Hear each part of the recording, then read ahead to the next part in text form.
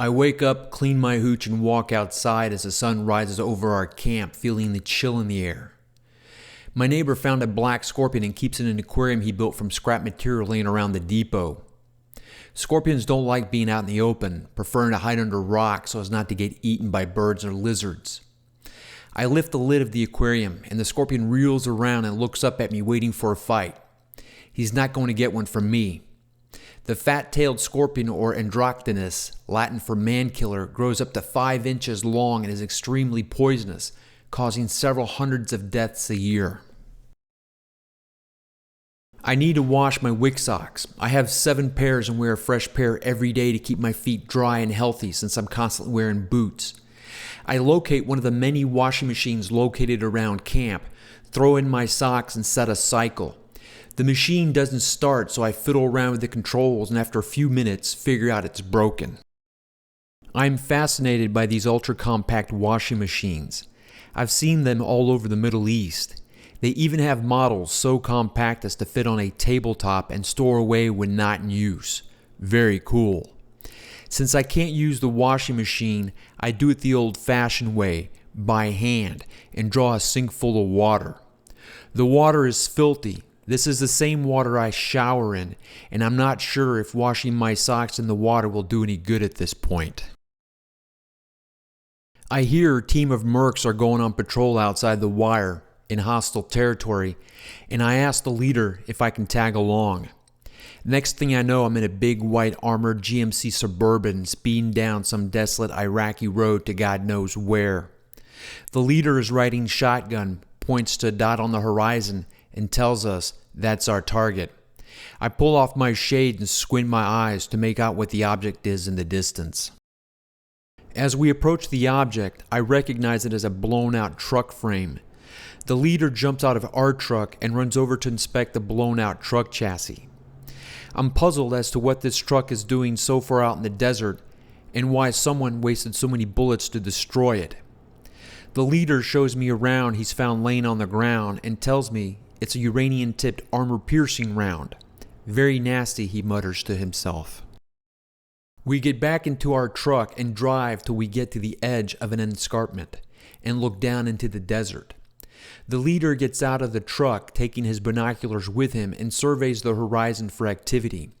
He tells me there's a freshwater oasis and date farm on the other side of the salt marsh. The concern is the road to the farm is long, flat, exposed, and a favorite for snipers who hide in the cliffs and shoot down on coalition forces.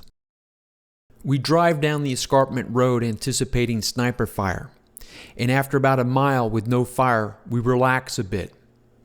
We start driving along the shore of the salt marsh lake, which parallels the road.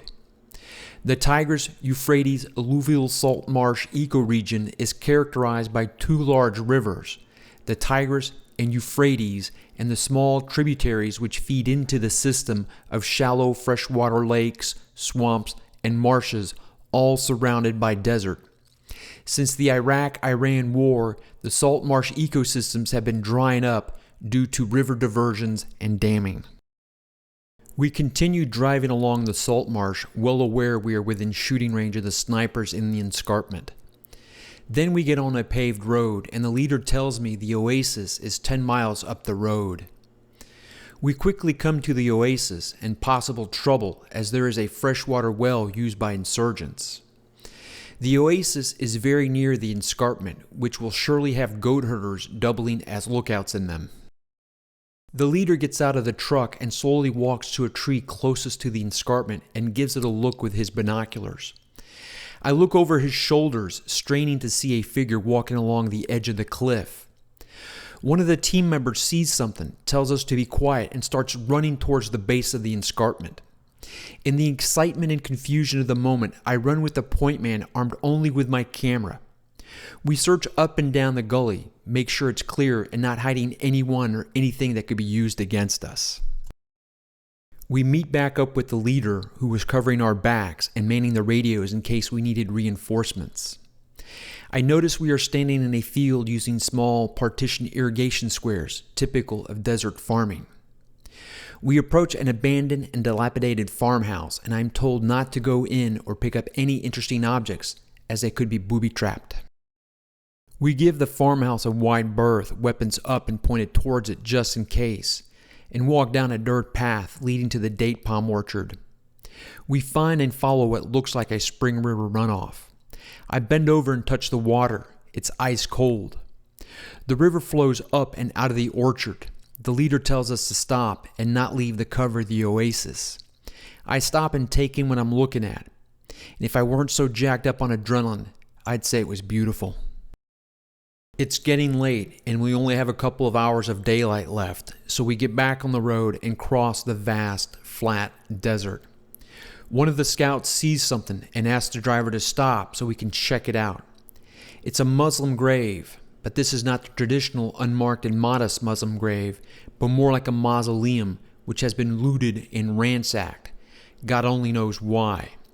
We explore the area a bit and find a flagged, unexploded mortar round which is not on our chart, so we pull a GPS reading and put it in our incident report. The sun is setting quicker than we expected and the desert starts to glow. I am torn between fear and excitement. I have to remind myself snipers could be in those cliffs and I could be in their crosshairs. I am amazed at the vastness of the desert, and the orange glow of the sunset makes it seem bigger and vaster. The leader points towards the east and tells us he wants us up the escarpment before nightfall. A merc asks me if I want my picture taken since I've taken so many of theirs. Sure, I say, just point and shoot, and we both smile. Not having much daylight left, we hop in the truck and drive down the road and up into the escarpment just in the nick of time.